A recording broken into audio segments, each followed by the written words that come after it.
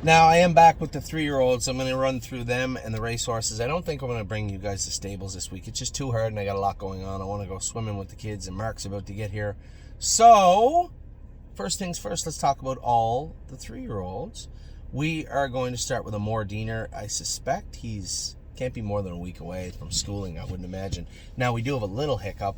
Can't train this week at Northfield Park. The entire front track is closed. There's no racing for the next 10 days there. They're changing all the track, digging it all up.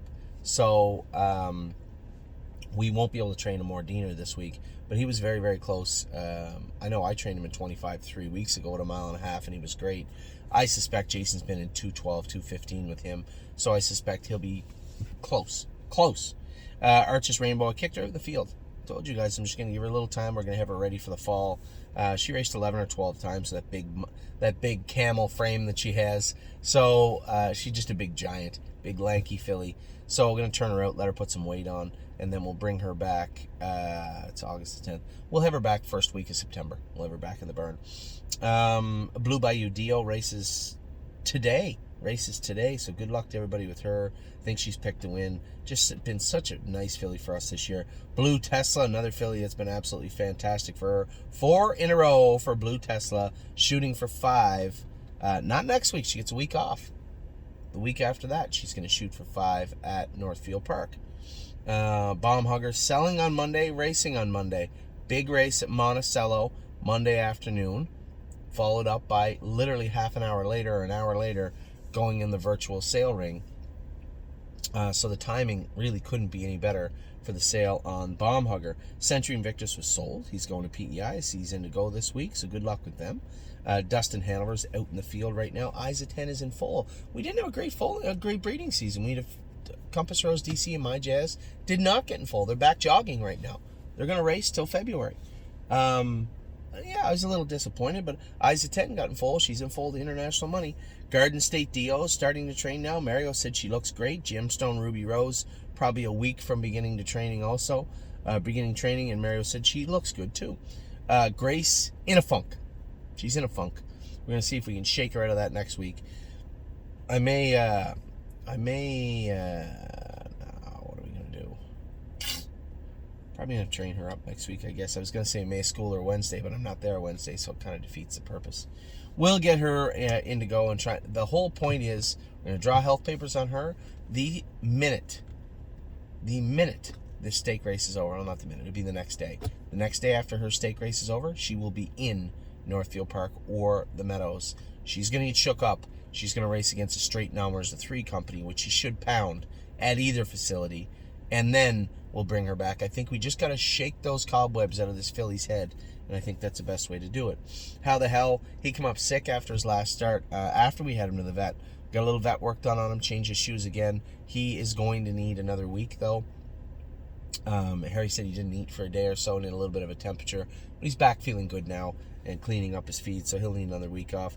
JK Mickey Mantle is going to train Monday morning at Northfield Park. That will decide where we race him. Will he race the following Tuesday at Mohawk, or will he race in the Meadows, which would be, is it a prep?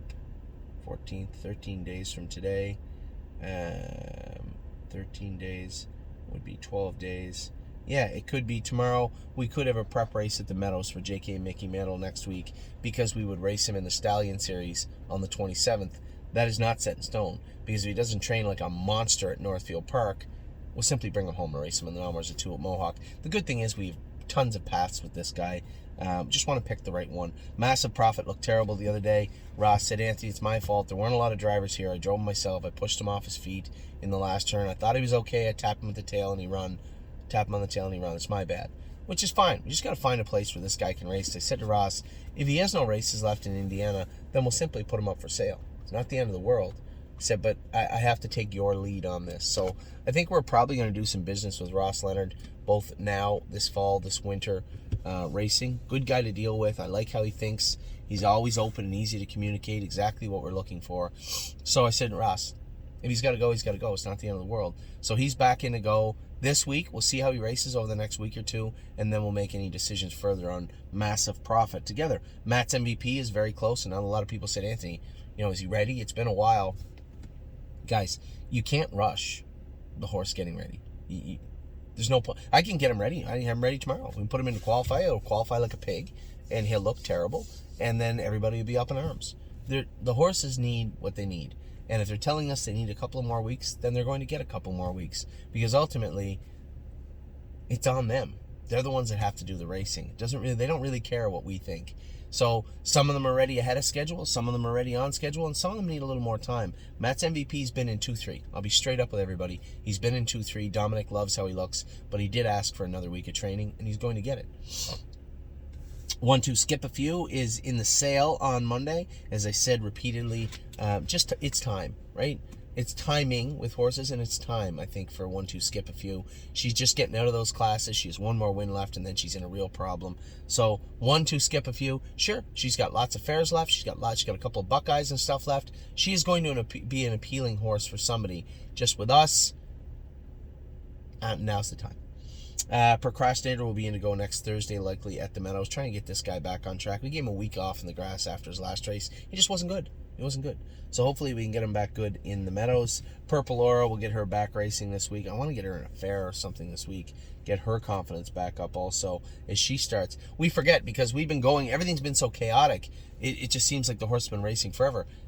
It's the halfway mark in Ohio. Only half of the stakes are over in Ohio. Now we start the second half of the season, and Purple Aura has had a decent year. I'm going to try and spruce the rest of her year up. Red Overbach has been awesome.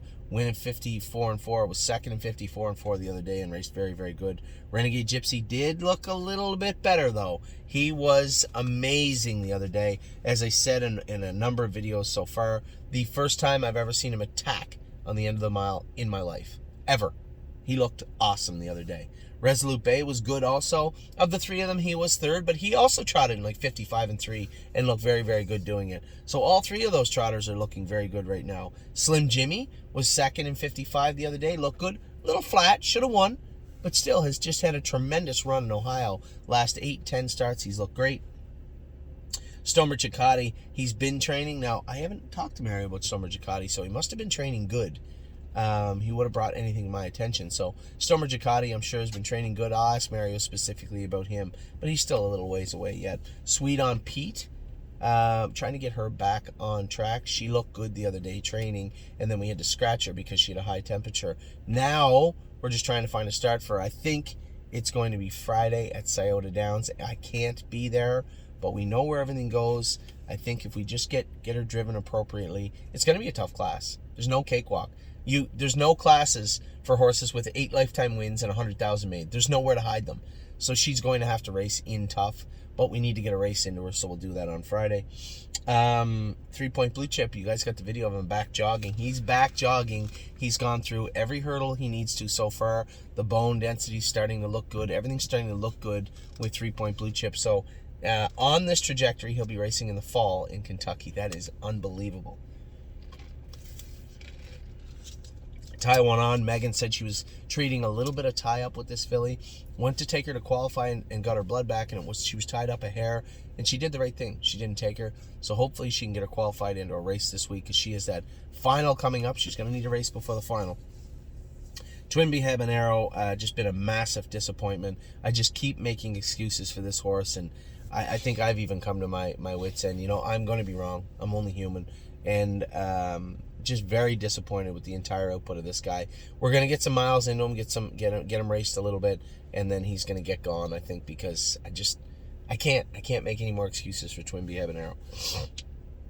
Twinkle in Her Eye is not in full, did not get bred, but we were offered actually a lot of money on sale credit from Blue Chip Farms, so I think we probably will sell Twinkle in Her Eye, use that yearling credit this year at the sale at Kentucky or Harrisburg. Unbeatable Kemp, he's got to come back in this week. Got to get him back to Northfield. Well, there's no point bringing him. Yeah, he can jog. So there's a jogging track and a racetrack at Northfield Park. You can't train on the jogging track. It's like a third of a mile sand track. Nice track, but you can't train. I don't even think you're allowed to train on it. Unbeatable Kemp's got to come back and get jogging. Wilda Inhaler's been great. We gave her a week off, brought her back. She's going to race this Friday. I think this Thursday or Friday at the Meadows. Friday, I believe. World for Two. She's trying to get this guy out of a funk. He didn't train great. He trained 56 the other day. Was okay. I expected a little bit more, but I had told Tim maybe just put an open bridle on him. He was terrible with the open bridle on. So we'll see how he races this coming Friday. He does have that Sire Stakes left. And a couple people mentioned, what about send him to like the Meadowlands, a bigger track? It's possible. I suppose we could. I'll think about it. But we'll see how he races on Friday. And that is the 3-year-olds. I'll come back with the aged horses. Now, I'm just gonna do it from the phone. So I'm gonna give you the aged horses. It's gonna be like 4-year-old. It'll all be alphabetical. 4-year-old alphabetical. 5-year-old, 6-year-old, 7. You guys get it. I'll be back in a minute with the aged horses. Just a minute.